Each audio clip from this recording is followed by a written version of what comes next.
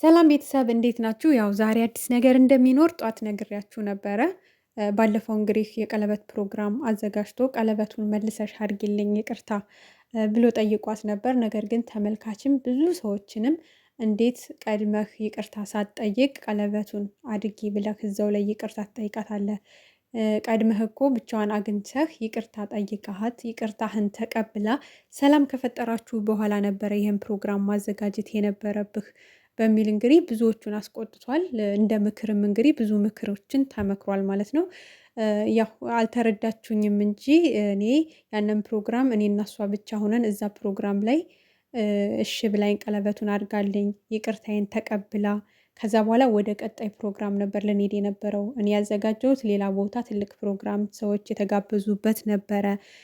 እዚህ ጋር ደግሞ በትንሹ ያወለቀችውን ቀለበት አድርጋ ይቅርታዬን ተቀብላ ከዛ በኋላ ሰላም ፈጥረን ወደ ትልቁ ለመውሰድ ነበረ እና በቃ ከተመልካች ጋርም አልተግባባንም፣ ከእሷ ጋርም አልተግባባንም። የኔ ሀሳብ እንደዛ ነበር ብሏል። ግን ደግሞ ያው መጀመሪያ ላይ መግባባት አለባቸው። ከትንሽም ፕሮግራም ይሁን ትልቅም ፕሮግራም ሁለቱ ደስተኛ ከሆኑ በኋላ ነው ያን ነገር ማድረግ የነበረበት። ብቻ በፈለግነው መልኩ እንግዲህ ዛሬ ብቻውን ቢመጣ ደስ ይለን ነበር። ግን ያው እንግዲህ ፈርቶ ነው መሰለኝ ከጓደኛው ጋር ነው የመጣው። በጣም አጥፍቻለሁ፣ በድዬሻለሁ፣ ይቅር በይኝ። ምክንያቱም እኔ የሆነ ስትናገሪኝ ስለምናደር ነው፣ ስሜታዊ ስለምሆን ነው። በቃ ማለት አንቺን ማጣት አልፈልግም፣ ግን ደግሞ ስንገናኝ የማይሆን ቃል ስትናገሪኝ እናደዳለሁ፣ በሳጭለሁ፣ ስሜታዊ እሆናለሁ። ተውኩልሽ ስትያት ተናድጄ ነው እንደዛ ያደረኩት። ምክንያቱም እንዴት እንደዛ ትያታለሽ? እንዴት እንደዛ ትያለሽ? ተውኩልሽ የምባል ዕቃ አይደለሁኝም እና እንደዛ ስትይ ስሜታዊ ሆኜ አንቺንም ጮኬብሻለሁ፣ ብዙ ነገር አድርጌያለሁ። ለሱ በጣም ይቅርታ። ለእኔ ስትይ በጣም ብዙ ዋጋ ከፍለሻል፣ እየከፈልሽም ነው ያለሽው እና በጣም አስቀይሜሻለሁ፣ ይቅር በይኝ፣ እኔ አንቺን ማጣት አልፈልግም ብሎ እንግዲህ ዛሬ ይቅርታ ጠይቋታል። እናቴም ጋር ሂደሽ በዓልን አብረሽ ስለዋልሽ በጣም ደስ ብሎኛል። እኔ ከእናቴም እየሸሸው ነበረ። ምክንያቱም ቤት በሆንኩ ቁጥር ብዙ ጥያቄዎችን ስለምትጠይቀኝ ለዛ ጥያቄዎች ደግሞ መልስ መስጠት ስለሚከብደኝ ከዛ ይልቅ በቃ ታየት ብዬ ወደ ማምለጥ ነበረ። እናቴም ጋር እየሸሸው ነበር ያለሁትኝ እና ትናንትናም ያ ጥያቄ ትጠይቀኛለች ብዬ ነው ጠፍቼ የዋልኩትኝ ከቤት። ሂደሽ ደግሞ እናቴን ባህል ስላስመሰልሽው አብረሻት ስላሳለፍሽ በጣም አመሰግናለሁ፣ እግዚአብሔር ያክብርልኝ ብሎ ምስጋናውንም አቅርቧል ማለት ነው። እና ውድ ቤተሰብ በቃ እንዳየነው በጣም ነው ብሩኬ በጣም ነው የሚወዳት፣ በጣም ማለት ነው። ማጣት አይፈልግም እሷን። ግን ያው ሁለቱም እንግዲህ ማለት ይሄ አጉል እድሜ የሚባል የለም፣ ይሄ የወጣትነት በቃ ሰዓት የሆነ እዛ እድሜ ላይ ስለሆኑ ሁለታቸውም በቃ እርስ በርሳቸው የሆነ ነገር ጣል ጣል ይደራረጉና ይናደዳሉ። እሷም ትናደዳለች፣ እሱም ይናደዳል። አንደኛው ተረጋግቶ ነገሮችን ማሳለፍ አልቻለም እና በቃ እንግዲህ ሀይሚዬ ዛሬም ይቅርታውን ልትቀበለው አልቻለችም። በድጋሚ ዛሬ አይሆንም፣ እኔ በቃ በአንተ ምክንያት ከሴቶች ጋር መጣላት አልፈልግም። ከዚህ በፊትም ብዙ ነገሮች ነበሩ፣ አሁንም እንደዛው በቃ እንደዛ አይነት ነገር ውስጥ መቀጠል አልፈልግም። እንግዲህ ራሴን ማውጣት ከዛ ነገር ውስጥ እፈልጋለሁ።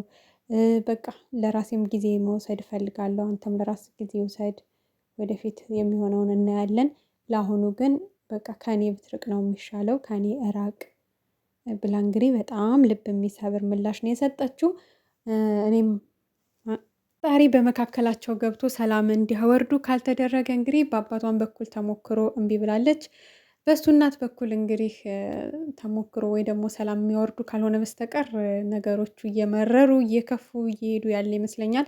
አሁን እሱ እንግዲህ ዝቅ ብሎ ይቅርታ እየጠየቀ እንዳያችሁት እግሯ ስር ተንበርክኮ 2 ጊዜ ይቅርታ ለመጠየቅ ሞክሯል። ነገር ግን በቃ ከህይወቴ ውጣ፣ ለራሴ ጊዜ ያስፈልገኛል፣ በአሁን ሰዓት ብቻዬን መሆን እፈልጋለሁ፣ ከህይወቴ እራቅ ብላን እንግዲህ ክስም ያለ በቃ አለ አይደለ ልብ የሚሰብር መልስ ነው የሰጠችው።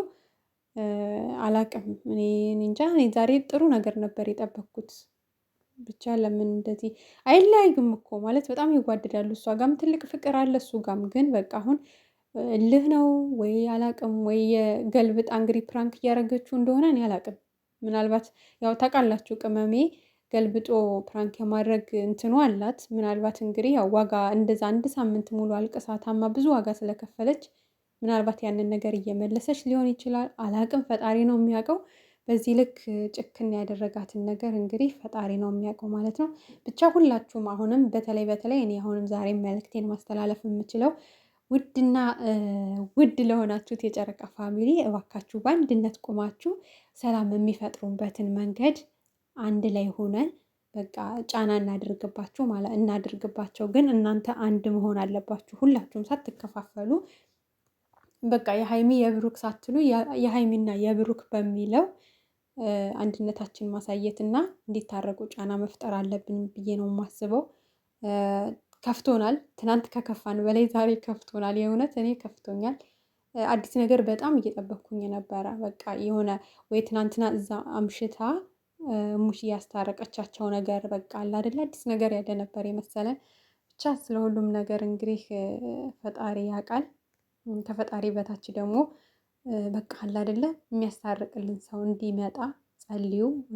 በእርግጥ ታላቅ ወንድሙ መጥቷል ለባል ወደ ቤቱ። እሱ ራሱ እንደምንም ብሎ ተቆጥቶ ቢያስታርቃቸው ደስ